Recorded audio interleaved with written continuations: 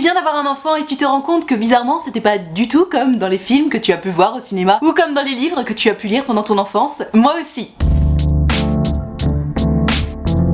Bonjour à toutes et à tous mes enfants et bienvenue dans une nouvelle vidéo dans laquelle nous allons parler maternité, parentalité, bébé. Il y a pas longtemps je vous ai demandé sur Instagram quelle était votre plus grosse désillusion dans la maternité, dans le fait d'avoir un enfant. Sans grande surprise, vous avez été très nombreux et nombreuses à réagir à ça. Et je dis sans grande surprise parce que tu sais, jusqu'à il y a très peu de temps finalement, la maternité, la parentalité, le fait d'avoir des enfants, et il y a des travaux et ça me gonfle, c'était complètement romancé et on avait absolument l'impression que c'était merveilleux. Ils vécurent heureux et eurent beaucoup d'enfants, toi-même tu sais. La réalité est évidemment tout autre. Avoir un enfant c'est déjà une tempête dans ta life, une tempête dans ton couple, une tempête dans tout. Et moi je me suis dit qu'il fallait qu'on en parle en fait parce que j'en ai un tout petit peu marre de ces clichés sur la maternité et la parentalité parce que les mamans ne sont pas seules, pas toujours en tout cas. Et je me dis qu'il faut rajouter un tout petit peu de réalisme là-dedans, histoire que tous les parents qui passent à travers cette tempête et qui potentiellement pourraient mal le vivre, parce que c'est pas non plus évident à vivre, de tout à coup être privé de sommeil, etc. Juste pour que ces personnes-là ne se sentent pas si seules et surtout qu'elles n'aient pas l'impression de mal faire les choses. Et j'en ai un tout petit peu marre des travaux, donc on va laisser le son des travaux parce que tu ne le vois pas parce que ma monteuse est extraordinaire, mais en réalité on a déjà coupé beaucoup de minutes de travaux, c'est un peu relou. Donc on fera avec et c'est comme ça. On lance la suite.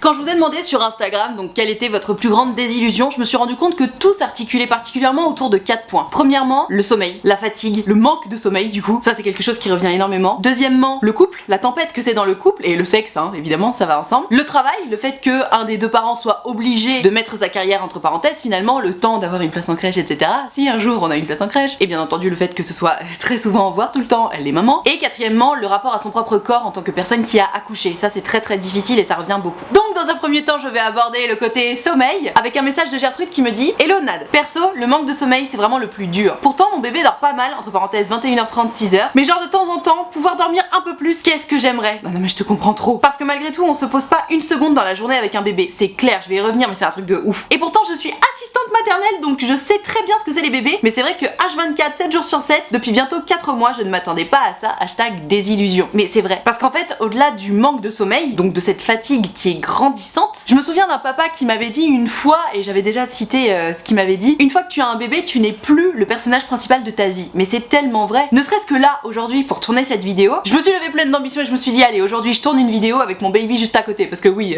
Gaspard est juste là, parce que j'en ai marre d'attendre que le papa soit là pour pouvoir garder le bébé pendant que je tourne. Bref, j'avais envie d'être un peu autonome quoi. Et tu sais, avant, quand je voulais tourner une vidéo, je prenais une petite douche, je me maquillais, je mettais ma petite caméra en charge, je préparais mon setup et hop, je tournais. Sauf que là, comment ça se passe? La douche, c'est une négociation. Et encore, moi j'ai de la chance, genre je peux prendre ma douche tranquillement. Ensuite, il faut donner à manger à cet enfant. Ensuite, c'est potentiellement l'heure de la sieste, et la sieste, il ne l'a fait que contre toi. Et puis après, faut changer la couche, et puis peut-être qu'après, un jour, peut-être, entre les travaux et le bébé qui pleure, potentiellement tu réussiras à mettre en place ton setup, etc. Donc c'est ça en fait. Avant, tout ce qui était facile à faire finalement, parce que t'avais juste ça à focus, et maintenant c'est beaucoup plus difficile parce que justement, il faut prendre en compte le bébé qui évidemment passe avant toi. Je sais pas si vous l'entendez faire ces petits babillages là, c'est absolument trop mignon. Donc tout est beaucoup plus compliqué qu'avant, et en plus tu manques de sommeil. Et quand tu manques de sommeil, qu'est-ce qui se passe dans ta vie? Tu es évidemment moins patient ou patiente parce que tu manques de sommeil, donc potentiellement t'as les nerfs qui montent beaucoup plus vite, tu peux être beaucoup plus stressé, tu peux même être un peu déprimé parce que tu sais, juste tu manques de sommeil, ton corps, son énergie, il la puise, bon évidemment dans la bouffe, mais aussi dans le sommeil, tu vois. Et du coup t'es complètement amoindri. Et puis alors je te raconte même pas pour le parent qui a accouché, qui a le corps quand même un peu amoché. Et quand tu dis juste parfois qu'est-ce que j'aimerais dormir, mais comme je te comprends. Bon déjà parce que je vis la même chose, mais parce qu'en fait simplement on a besoin de dormir, et la privation de sommeil,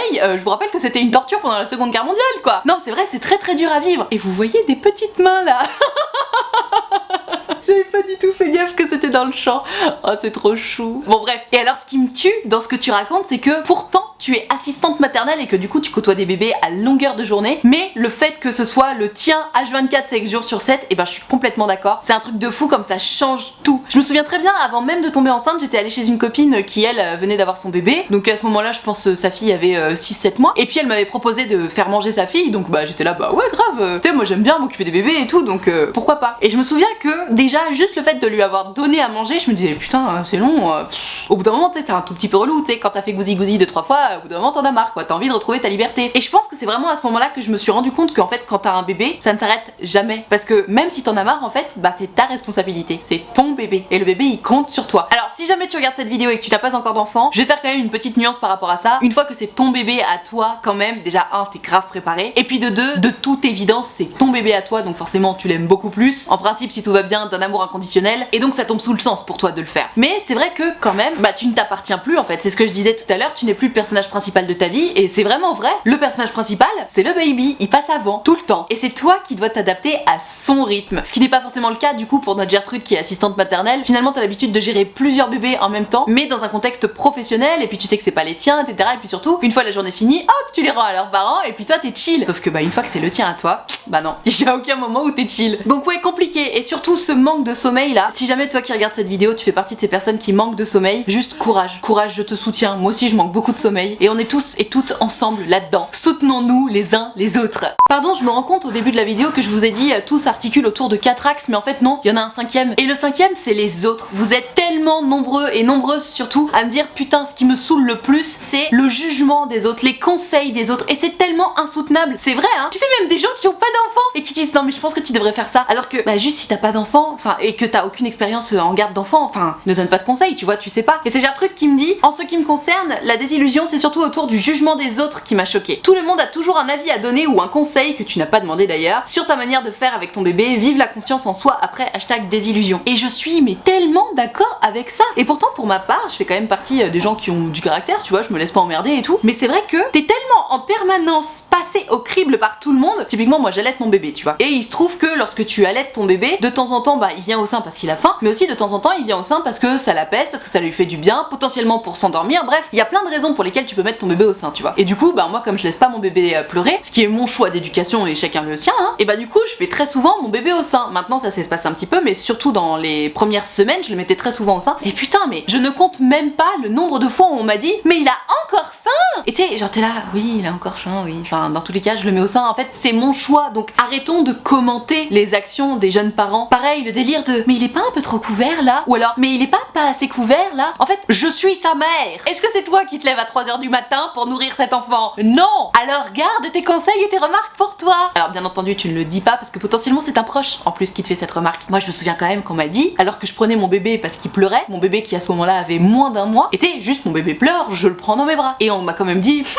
il va être mal habitué cet enfant. Mais mal habitué à quoi en fait? À quelle heure le fait de prendre un enfant qui pleure dans ses bras, mais quel que soit son âge d'ailleurs, hein, c'est lui donner une mauvaise habitude. Du coup le fait de le sécuriser affectivement parlant, c'est une mauvaise habitude, c'est ça? C'est terrible hein, ces idées reçues là sur le fait qu'il faut laisser pleurer les bébés, que ça va leur faire les poumons, qu'ils ont besoin d'apprendre à être seuls, etc. Putain mais en vrai, tu sais, nous en tant qu'adultes, je me dis, à partir du moment où tu pleures, soit tu pleures tout seul parce que t'as envie d'être seul à ce moment-là, soit tu pleures devant quelqu'un, auquel cas, potentiellement t'as envie d'être pris dans les bras, potentiellement t'as envie d'être cajolé, d'être rassuré, d'être épaulé. Pourquoi on le ferait pas pour les bébés? Parce qu'ils pleurent plus souvent? Enfin c'est trop bizarre quoi. Enfin bref, bon ça c'est mes idées à moi sur l'éducation. Je me souviens d'ailleurs que vos questions étaient très nombreuses sur ah mais tu penses faire quoi comme éducation à ton bébé? Je peux vous dire que depuis ça a fait du chemin. On pourra en parler dans une prochaine vidéo si ça vous intéresse. Mais ouais, le jugement des autres. Toi qui regardes cette vidéo, si jamais tu n'es pas encore parent et que tu fais partie de ces gens qui ont tendance à faire des petites remarques, même si c'est pas méchant, parce que c'est jamais méchant en vrai, hein. C'est juste chacun pense bien faire en donnant un petit conseil, un petit avis, etc. Sachez que en tant que jeune parent, on croule sous ce genre de conseils non sollicités, sous ce genre d'avis qui potentiellement peut être un peu crispant. Rappelons toujours que c'est le premier point dont j'ai parlé dans cette vidéo. Les jeunes parents manquent de sommeil, sauf certains qui sont particulièrement chanceux dont les enfants font tout de suite leur nuit. Les jeunes parents manquent de sommeil et les jeunes parents manquent de confiance en eux, évidemment, surtout si c'est leur premier. T'es juste, tu découvres la parentalité, donc t'as pas besoin ni de conseils ni d'avis qui potentiellement seront crispants ou qui, comme la Gertrude le dit, te font perdre confiance en toi. En fait, tu es le parent et l'idée c'est quand même que tu suives ton instinct et que tu te fasses confiance à toi et d'apprendre à connaître ton bébé au passage. Donc voilà, arrêtons de donner des avis et des conseils non sollicités aux jeunes parents. Après, évidemment, attention, hein, si le jeune parent te demande ton avis ou te demande des conseils, là, t'y vas. Mais si c'est pas sollicité, par pitié, taisons-nous, parce qu'on en a pas besoin quoi. Allez, troisième point, le travail. Et alors moi pour le coup c'est aussi un point qui m'a énormément impacté. Je vous rends compte que je vous parle beaucoup plus de moi dans les vidéos qui parlent de maternité que dans les vidéos qui parlent de love. Et pour cause, hein, je suis en plein dedans. Je trouve que c'est hyper intéressant parce que, juste pour le petit point, moi pour ma part j'étais hyper frustrée de me dire putain fais chier, je peux faire moins de vidéos maintenant que j'ai mon bébé, etc. Alors je suis très heureuse de m'occuper de mon bébé, mais j'étais un peu déçue de constater le déséquilibre entre le fait que bah mon mec il a juste repris le travail en mode bon bah moi ma carrière elle continue normale, alors que moi bah j'ai dû faire moins de vidéos, c'est très compliqué pour moi, etc. Genre je dois faire des vidéos avec mon petit bébé à côté, côté et tout. Et alors pour l'anecdote c'est marrant, mais en vrai c'est moins pratique. Et ben Gertrude elle me dit tout l'inverse. Je te lis l'histoire et tu vas comprendre. Coucou Nad, l'une de mes grandes désillusions après l'arrivée de mon bébé, ça a été de me rendre compte que désormais mon travail passe au second plan dans ma vie. Donc là je me suis dit bah ouais grave, je suis d'accord, c'est pas forcément évident tu vois. Et en fait elle me dit et que je n'ai mais alors pas du tout envie de retrouver le monde du travail. Je suis assistante sociale et à la base mon métier prend une grande place dans ma vie. J'aime mon boulot et j'aime m'y investir, mais depuis que mon petit garçon est né, je n'appréhende qu'une seule chose, c'est de retourner bosser. C'est vraiment une chose à laquelle je ne m'attendais pas du tout. Je n'ai qu'une envie, c'est de rester dans mon petit cocon avec mon conjoint et notre bébé, car maintenant la famille que je viens de construire c'est ce qui compte le plus à mes yeux. J'espère que ce sentiment n'est qu'une passade et que petit à petit mon appréhension va s'atténuer et que l'équilibre entre mon travail et ma vie privée va se faire. Hashtag désillusion. Et alors du coup, comme tu l'as compris, j'ai été surprise par ce message parce que je me disais oh putain, après moi c'est parce que je travaille de chez moi aussi, donc je pouvais pas imaginer que ce sentiment là puisse arriver, puisque moi forcément je suis toujours à la maison avec mon baby. Et juste après ça j'ai de nouveau eu quasiment le même message d'une autre nana qui me disait bah voilà, moi pareil, j'ai pas très envie de retourner au boulot, ce dont j'ai envie c'est de rester à la maison avec mon bébé, avec mon mec, etc. Ce que je peux tout à fait comprendre hein, évidemment, une fois que tu te retrouves enfin à la maison, tu sais, quand t'as terminé la maternité, l'hôpital et tout, et que t'es enfin à la maison avec ton bébé et ton mec ou le coparent, bah c'est vrai que c'est tellement nouveau, t'as vraiment envie d'en profiter, t'as vraiment envie de vivre tout ce qu'il y a à vivre autour de ça, et à partir du moment où il y en a un des deux qui repart bosser, bah ouais c'est vrai que bah du coup cette petite bulle éclate et puis on retourne dans la vie réelle entre guillemets. Mais finalement j'observe quand même qu'il y a deux équipes autour du travail. Il y a celles et ceux qui finalement sont très frustrés par la parentalité entre guillemets parce que du coup ils sont obligés de mettre leur travail au second plan, et d'autres qui sont aussi frustrés par rapport au travail et à la parentalité, mais parce que justement ils veulent pas du tout y retourner parce qu'ils veulent rester avec leur baby. Après je me demande si on ressent pas toutes et tous plus ou moins les deux en même temps, dans des mesures différentes, mais je pense que quoi qu'il arrive évidemment ta nouvelle priorité c'est évidemment ta famille, ton bébé, le coparent, bien que potentiellement si t'aimes ton boulot bah t'as un peu les boules de devoir le mettre au second plan parce que c'est important. Et Gaspard est d'humeur bavarde aujourd'hui, hein, il raconte des petites choses ce bébé. Allez on passe au point numéro 4. Point numéro 4, on va parler du rapport au corps. Tu l'auras compris, je garde le numéro 5, sexo, pour la fin. On garde toujours le meilleur pour la fin. C'est Gertrude qui me dit: pour moi la désillusion ça a été mon corps, totalement mon corps. J'ai un très mauvais rapport à mon corps depuis un harcèlement au collège suite à une prise de poids. Effectivement ça n'aide pas. Et aujourd'hui, après avoir accouché, j'ai perdu mes kilos. J'ai pas de séquelles de l'accouchement si on veut, mais j'ai des vergetures et j'ai l'impression que je n'ai juste pas le droit de me plaindre. J'ai le droit à non mais c'est bon, t'as perdu ton poids alors pas besoin de te plaindre. Ou encore non mais arrête de te plaindre, on croirait jamais que t'étais enceinte il y a 1 mois et demi. Sauf que moi je les vois ces cicatrices, et même si je prône le fait d'aimer mon corps quoi qu'il arrive, c'est hyper compliqué quand on a une mauvaise relation avec celui-ci de s'aimer à nouveau. Mais bon, on n'a pas le droit de se plaindre, hashtag désillusion. Et bah tu vois, finalement ça je trouve que ça mêle le rapport au corps qui peut être compliqué effectivement après l'accouchement, parce que rappelons-le, tu sais, une fois que tu viens d'accoucher, évidemment ton corps il revient pas comme ça comme avant. Déjà t'as potentiellement des kilos en plus, et puis ton ventre il a plus la même forme, et puis tes seins ils explosent, etc. Donc en fait il se passe des choses dans ton corps. Et c'est vrai que c'est très difficile finalement de réappréhender son corps tel qu'il est, de se sentir à nouveau joli, désirable, etc. Alors il y a certaines personnes qui n'ont pas de mal avec ça, mais il y en a d'autres qui ont vraiment beaucoup plus de mal. Tu connais la meuf qui fait une vidéo sur la désillusion autour de la parentalité en allaitant son bébé? C'est moi. C'est devenu une habitude maintenant de créer du contenu avec mon bébé au sein. Écoutez, c'est comme ça, hein, on fait comme on peut, Wonder Mama. Donc je disais, il y a certaines personnes qui ont beaucoup plus de mal à se réapproprier leur corps après l'accouchement que d'autres. Et tu vois, moi ça me chagrine vraiment pour toi que tu m'expliques que finalement t'as pas le droit de te plaindre entre guillemets, parce qu'en fait c'est pas que tu te plains, c'est que tu parles de quelque chose qui est difficile à vivre pour toi. Et il y a des nanas qui vont avoir des vergetures et qui vont s'en foutre, et puis il y en a d'autres où ça va juste trop les faire chier, ça va même être limite tabou pour elles. Mais en fait à partir du moment où un jeune parent ou un parent tout court en fait te fait part de ses difficultés, que ce soit par rapport à son corps, par rapport à son travail, par rapport au sommeil, par rapport à quoi que ce soit, le fait de dire ah non mais ça va, te plains pas, mais quel enfer. Moi je t'imagine ma Gertrude en train de dire à quelqu'un que bah voilà c'est dur pour toi d'assumer tes vergetures, etc. Et que quelqu'un ose te répondre ah mais ça va, arrête de te plaindre. Putain mais quel manque d'empathie. C'est hyper violent en fait comme réaction de la part de ton entourage, et de toute évidence c'est la preuve que ce sont pas des personnes auxquelles il faut que tu ailles te confier. Tu as besoin d'oreilles attentives et qui vont pas te donner des conseils et avis non sollicités. Donc déjà juste tout premier point, rappelons que 1, on a le droit de se plaindre, et que 2, en fait c'est même pas de la plainte, c'est juste qu'on a besoin de parler de ce qu'on ressent. C'est une telle tempête dans ta vie, l'arrivée d'un bébé, et dans ton couple, on va en parler juste après. Évidemment que t'as besoin d'en parler. Et puis d'ailleurs c'est aussi une tempête dans le corps de la personne qui a donné naissance à cet enfant. Donc oh, si j'ai besoin de parler du fait que j'ai le seum d'avoir des vergetures, mais fous-moi la paix. Parce que tu sais, on dirait que finalement le seul problème dans le postpartum c'est de perdre ses kilos. Mais en fait non, déjà il y a des nanas qui vivent très bien avec les kilos en plus, ou en moins d'ailleurs, il y a des femmes qui maigrissent pendant leur grossesse. C'est comme si c'était la seule bête noire, les kilos à perdre. Putain mais déjà foutez-nous la paix avec ces kilos à perdre. Et puis surtout, si je viens me confier confier à toi, mais viens pas me dire que j'ai pas à me plaindre quoi. Enfin bon, bref, je pense qu'en fait, en tant que jeune maman notamment, il faut faire très attention finalement aux personnes auxquelles on décide de se confier. Parce que si tu te retrouves heurté à un « ah mais ça va, t'as pas à te plaindre là », c'est que t'es face à quelqu'un qui ne comprend pas ce dans quoi tu es. Et quelque part, on peut pas vraiment leur en vouloir à ces personnes qui ne comprennent pas, parce que c'est vrai qu'au final, si tu l'as pas vécu, tu peux pas forcément comprendre. Tu sais, tu peux avoir une petite idée, tu peux potentiellement te dire « ah putain, j'avoue, ça peut être un peu compliqué », ou alors « oh mais moi ça m'a l'air facile », mais tant que tu l'as pas vécu, c'est vrai que tu peux pas savoir. Donc simplement protège-toi ma Gertrude. Toutes les personnes qui te disent « ah t'as pas à te plaindre, blablabla », c'est que c'est pas des bons interlocuteurs pour toi, et basta. Mais en tout cas, pour en revenir à toute cette histoire autour du corps et réappréhender son corps, etc. Moi aussi de mon côté j'ai eu des vergetures, et juste sur la fin de ma grossesse en plus j'avais trop les boules, parce que bah en fait juste personne n'a envie d'avoir des vergetures, tu vois. Dans notre société il est écrit que les vergetures c'est pas très beau, c'est pas esthétique, et donc personne n'a envie d'en avoir. Sauf que bah t'en as, et puis ça met du temps à partir en plus hein, ça fait chier franchement. Moi j'ai tout un soleil autour du nombril tout violet là, fait chier quoi. Mais sache que déjà ma Gertrude, tu es loin d'être la seule à avoir des vergetures, et puis surtout les vergetures ça finit par s'estomper, et puis si jamais ça devient un maxi complexe ça peut aussi s'enlever au laser. Mais prends ton temps pour réapprivoiser ton corps, laisse le temps à ton corps aussi de se remettre. Pardon, je sais plus où j'en étais parce que je suis partie changer une couche entre temps. Je disais ça prend 9 mois pour faire un bébé, mais on dit aussi que ça prend 9 mois pour le défaire entre guillemets par rapport à ton corps. Et tu sais quoi, même si ça prend plus que 9 mois pour que les vergetures aient le temps de disparaître un petit peu, pour que tu aies le temps de retrouver ta shape d'antan, ou pas d'ailleurs, et c'est pas grave, c'est ok en fait. La seule chose qui compte c'est que toi tu sois de nouveau en harmonie avec ton corps, que tu aies réapprivoisé ton corps. Et je sais que c'est très difficile parce qu'encore une fois moi-même je suis en plein dedans, et encore je trouve que je m'en sors pas trop mal, j'ai de la chance. Et pour en avoir discuté avec nombre de mes amis qui sont dans cette situation là, ou même avec vous, je sais que c'est vraiment pas évident pour certaines, et tu as le droit de prendre ton temps, tu as le droit de te sentir mal dans ton corps, tu as le droit d'en parler. Ça fait pas de toi une pleurnicheuse ou une relou, et ne t'inquiète pas parce que de toute façon ce sont des choses qui prennent du temps. La seule chose qu'il faut vraiment garder à l'esprit c'est tolérance, bienveillance avec toi-même et avec ton propre corps. T'as donné la vie meuf, donc c'est normal qu'il se passe des trucs dans ton corps, tu vois, et prends ton temps, et en principe ça devrait bien se passer. Et je sais pas si vous entendez la java qui font les ouvriers à côté là, mais ça a l'air de bien se marrer. Et donc le dernier point, celui que nous attendons toutes et tous, j'ai pas retrouvé d'histoire précisément, mais j'ai l'impression qu'on est toutes et tous d'accord sur le fait que une fois que le bébé arrive, c'est la tempête dans ton couple, c'est la tempête dans ta vie, et notamment dans ta vie sexuelle. Déjà parce que potentiellement si t'as accouché par voie basse, c'est un petit peu le chou-fleur dans ta toche. Mais qu'est-ce qui leur arrive aux gars là? Je sais pas si vous les entendez, mais c'est terrible. Laissez-moi travailler s'il vous plaît. Donc évidemment au niveau sexuel t'as pas forcément envie d'aller trifouiller là-dedans. En plus t'as très mal au sein au début, donc tu sais t'as pas trop envie d'aller faire frotti-frotta, bref c'est un peu compliqué. Et puis surtout t'as plus le temps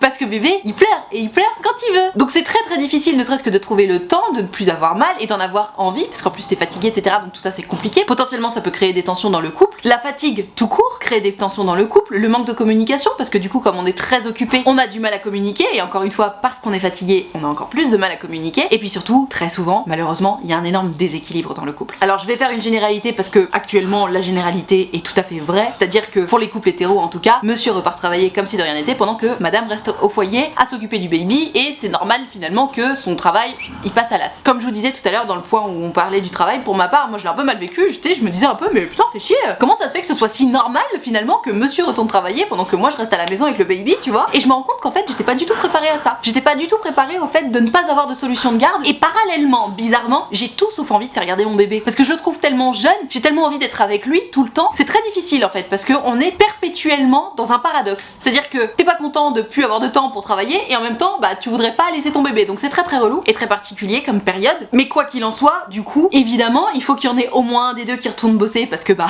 il faut les pépettes hein, pour entretenir le baby. Du coup celui ou celle qui part bosser voit moins le bébé, donc il est frustré et puis il est fatigué quand même d'avoir travaillé. Celui ou celle qui reste avec le bébé, bah il ou elle est frustré par rapport à son boulot, de ne pas gagner d'argent etc. Potentiellement il ou elle fait tout à la maison, donc se transforme en homme ou femme de ménage sans forcément la considération de l'autre etc. Et ça devient très compliqué. Et de toute façon d'une manière générale, le parent qui a accouché va avoir une proximité particulière avec le bébé qui fait que potentiellement le bébé va être plus facilement apaisé par ce parent là, donc ça crée un déséquilibre de toute façon. Je me souviens d'un message qu'une maman m'avait envoyé en me disant voilà, une fois que mon fils est né, le papa est reparti bosser pendant que moi je m'occupais du bébé, et puis du coup je faisais toutes les nuits parce que lui il bossait etc. Bref il y avait un énorme déséquilibre finalement entre nous parce que lui il avait gardé sa vie d'avant, c'est à dire que bon bah il se levait le matin, il allait bosser, il rentrait le soir et il s'occupait pas du bébé, alors que bah pour elle tout avait changé dans sa vie, et du coup son mec ne considérait pas du tout le travail qu'elle faisait, et bref ils s'étaient séparés. Et j'ai eu une histoire très parallèle où c'était la même chose, et heureusement pour eux entre guillemets il y a eu le confinement, et c'est à partir de ce moment là finalement que le papa a pris toute la pleine conscience de ce que c'était de s'occuper d'un bébé, et grâce au confinement bah ils sont restés ensemble, ça a sauvé leur famille et leur couple quoi. Donc ouais non vraiment c'est pas évident de recevoir un bébé dans le couple parce que finalement effectivement, t'as l'habitude d'être à deux, mais quand il y a une troisième personne qui arrive, parce qu'en plus le bébé est très needy, tu vois, il a grave besoin de toi tout le temps, potentiellement il pleure beaucoup, etc. Surtout les toutes premières semaines, parce que toi-même tu connais pas ton bébé, donc tu sais pas comment réagir. C'est très difficile, t'as à peine le temps d'avoir une vraie conversation avec ton mec ou avec ta meuf,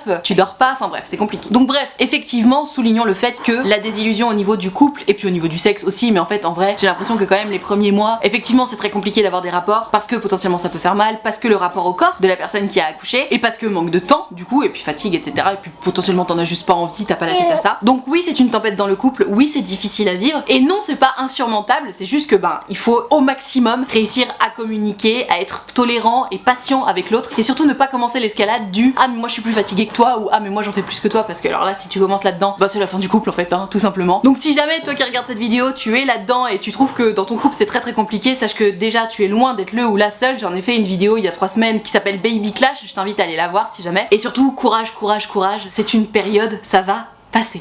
Voilà, je vais m'arrêter là pour cette vidéo sur les désillusions autour de la parentalité. Vidéo très compliquée à tourner pour moi, hein, entre les travaux, le baby et tout le reste. Je pense que j'étais vraiment servie pour aujourd'hui. J'espère malgré tout que cette vidéo t'a plu, t'a intéressé, peut-être même qu'elle t'a appris des choses. Dans tous les cas, si ça t'a plu, n'hésite pas à mettre un pouce bleu. Tu peux t'abonner à cette chaîne YouTube. Tu peux aussi cliquer sur la cloche, comme ça t'auras une notification à chaque fois que je sors une vidéo. Les vidéos du coup c'est tous les samedis à midi, sinon tous les mardis et jeudis à 18h. Tu as des rediffusions de mes live Twitch, parce que oui, je fais des live Twitch tous les lundis et mercredis de 19h30 à 21h30. Tous les liens sont dans la barre de description. Si tu souhaites te procurer mon petit bouquin qui parle de sexualité, de séduction, etc., il est disponible dans toutes les bonnes librairies. Les liens sont dans la barre de description également si tu souhaites le commander. Tu peux également venir rejoindre les abonnés de Diamant, c'est l'option de souscription payante à ma chaîne YouTube. Ils sont là pour me soutenir, c'est la raison pour laquelle il y a une cotisation de 5 € ou plus. Et moi, pour les remercier de tout ce soutien, je leur fais des lives Facebook exclusifs rien que pour eux. Bref, tu l'auras compris, tout le monde est très gentil, très accueillant. Donc si tu souhaites venir les rejoindre, surtout n'hésite pas. Et c'est effectivement pas des lives Facebook, c'est des lives Discord maintenant. Parce qu'il y a un serveur Discord autour de ma chaîne YouTube, le lien est dans la description aussi. Tout ceci étant dit, merci infiniment d'avoir suivi cette vidéo en entier, et moi en attendant la prochaine vidéo, je te fais des très très gros bisous.